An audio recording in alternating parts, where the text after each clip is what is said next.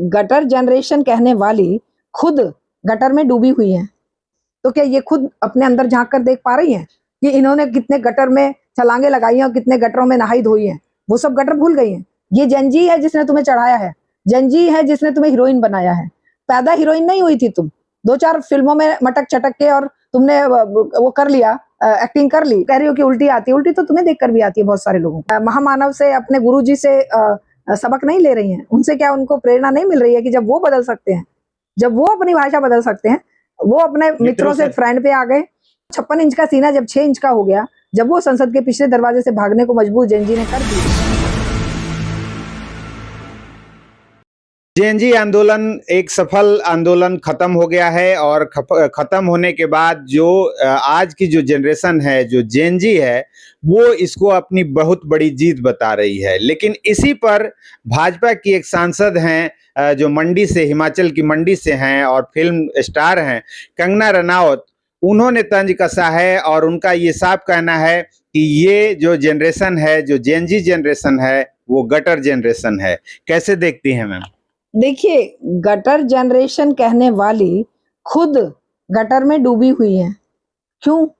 क्योंकि वो कितने साल की होंगी? आज वो इस उम्र की हैं कि ये जो बच्चे हैं ना, अगर ये हमारे से पहले वाली पीढ़ी या हमारे वाली पीढ़ी का भी देखा जाए, तो ये जो जेनजी है, ये उनकी औलादें होती, क्योंकि टाइम पे शादी हुई होती, बच्चे पैदा हुए होते, तो ये बच्चे उनके ही होते। हमारे ये जो जेनजी है, हमारे ये पोते देवताओं के बराबर है, उनके ये बच्चे होते, और उन बच्चों को, अपने ही बच्चों को वो गटर जनरेशन कहने में उसको शर्म नहीं आती? उनके खुद के पैदा किए हुए बच्चे इतने बड़े होते, क्या वो एक हरियाणवी में कहावत है कि भाई बैल जो है वो अगर ब्याता नहीं है तो क्या बूढ़ा ही नहीं होता है? तो अगर ये शादी नहीं करके घर बसा के बच्चे पैदा नहीं करी हैं, तो क्या दूसरे को बच्चों को गटर जनरेशन कहने का हक इनको मिल गया है? तो क्या ये खुद अपने अंदर झांक कर देख पा रही हैं कि इन्होंने कितने गटर में छलांगे लगाई हैं और कितने गटरों में नहाई धोई हैं? वो सब गटर भूल गई हैं। हम नहीं कहना चाहते किसी के व्यक्तिगत जो जीवन शैली है उसको कुछ भी आप किसी भी तरीके से जिए, कितने भी आप अपने प्रसंग चलाएं, कितने भी आप कुछ भी करें, वो आपका व्यक्तिगत मामला है। लेकिन जब सामाजिक आंदोलनों में, जब एक ऐसे पूरे विश्व में जिस आंदोलन ने ये बता दिया कि भैया डरने, दबने या दहशत में रहने की जरूरत नहीं है, युवाओं को अपने हक के लिए लड़ना पड़ेगा, खड़ा होना पड़ेगा, जैसे किसानों ने बताया था। अब किसानों के लिए भी इनके यही शब्द थे कि 200-100 रुपए में बैठाई हुई अम्माएं हैं, और अब ये इसके लिए भी ये यही बोलती हैं।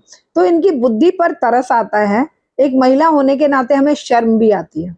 ये एक महिला तो हैं ही, लेकिन वो कह रही हैं कि जो लोग, जो लड़कियां और जो जेनजी यहाँ पे आए थे आंदोलन में, उनके रील्स देख के उल्टियां आने लगती हैं। हाँ, वो तो तुम्हें देख के नहीं आती किसी को उल्टियां।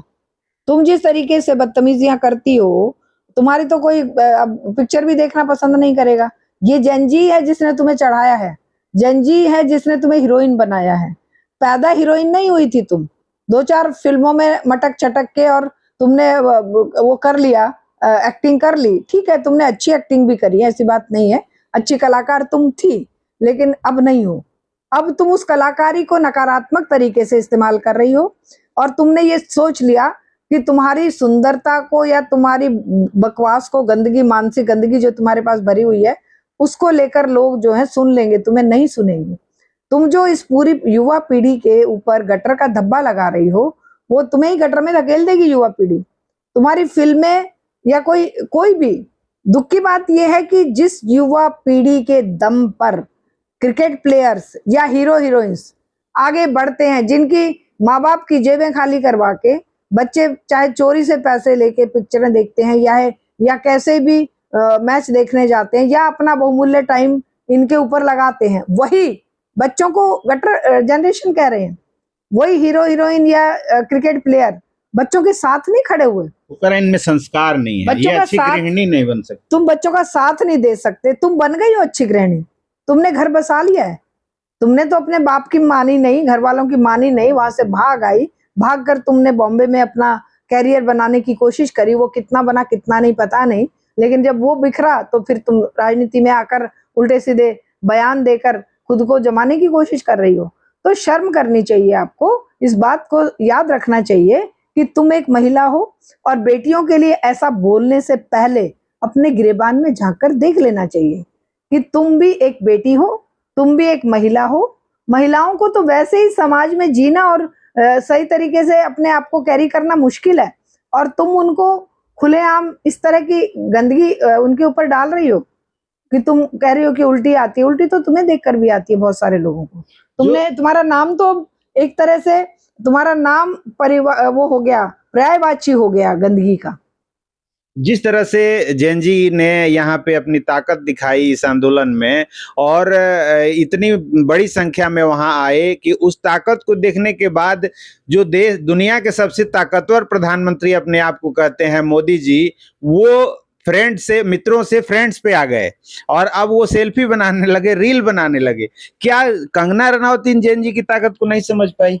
ये तो कंगना रनौत को समझना, बताना चाहिए कि क्या वो अपने महामानव से, अपने गुरुजी से सबक नहीं ले रही हैं? उनसे क्या उनको प्रेरणा नहीं मिल रही है कि जब वो बदल सकते हैं, जब वो अपनी भाषा बदल सकते हैं, वो अपने मित्रों से फ्रेंड पे आ गए, और अब वो जो दूसरों से 50 कैमरे लगवा के अपनी वीडियो बनाते थे और वो करते थे, उनसे वो अकेले सेल्फी के मोड में संदेश देने लगे।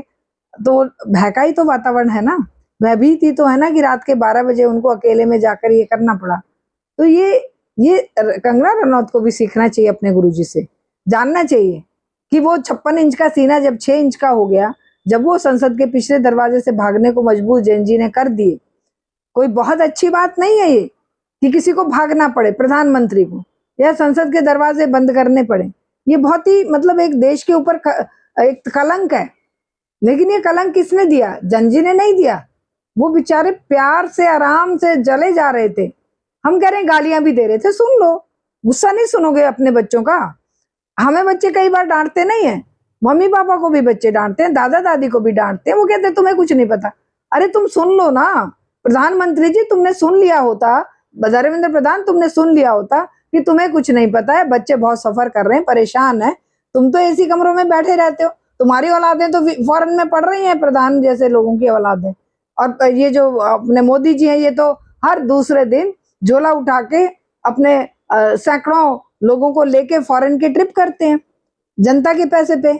तो जनता के पैसे पे तुम मौज कर रहे हो, ऐश कर रहे हो, जनता की समस्याओं से तुमने आंख बंद कर रखी है, पूंजीपतियों की सेवा में लगे हुए हो, क्योंकि उसी ने तुम्हें सत्ता में बिठाया, उन्होंने ही। तुम्हारे मित्रों के लिए तुम व्यापार ढूंढने फॉरेन में जाते हो, और यहाँ के बच्चों को गटर कहकर, या यहाँ के बच्चों पर तुम पैलेट गन चलवाओगे, या यहाँ के बच्चों के लिए इतनी भद्दी भाषा का प्रयोग करेंगे, तो ये नहीं चलेगा। जनता जवाब देना सीख गई है, ये बच्चे सीख गए हैं, किसी ने सिखाया नहीं इनको। सॉरी।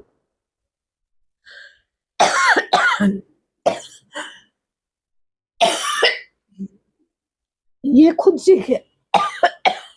पानी लाएं। ये सिखाया इस व्यवस्था में, जिस व्यवस्था में शरीफों के लिए जगह नहीं है, जिस व्यवस्था में तुमने सवाल करने वालों को देशद्रोही कहा, हक मांगने वालों को माओवादी कहा, उस व्यवस्था में जब बच्चे सवाल कर रहे हैं, उन सवालों का जवाब देना तुम्हारा पहला कर्तव्य था।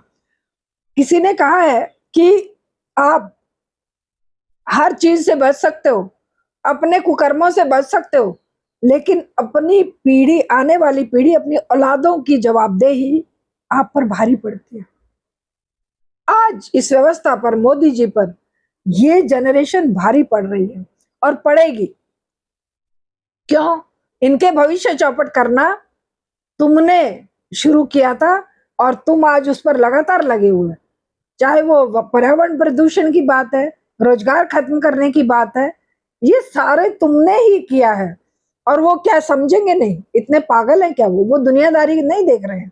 तो कुल मिला के जो कंगना रनौत हैं, क्या ये जैन जी को बदनाम करने की एक उनकी साजिश है बड़ी, या वो पॉपुलर होने के लिए ऐसा कर रही हैं? दोनों ही बातें हैं, क्योंकि उनको तो टूल किट दे दी जाती है ना कि तुम ये बोलो, और तुम भी कुछ करो ना भाई। इधर शशिकांत दुबे को दी जाती है टोल किट, निशिकांत दुबे, इधर इसको दी जाती है। ऐसे ऐसे कुछ पालतू हैं जिनको कि काम दे दिया जाता है और वो करते हैं।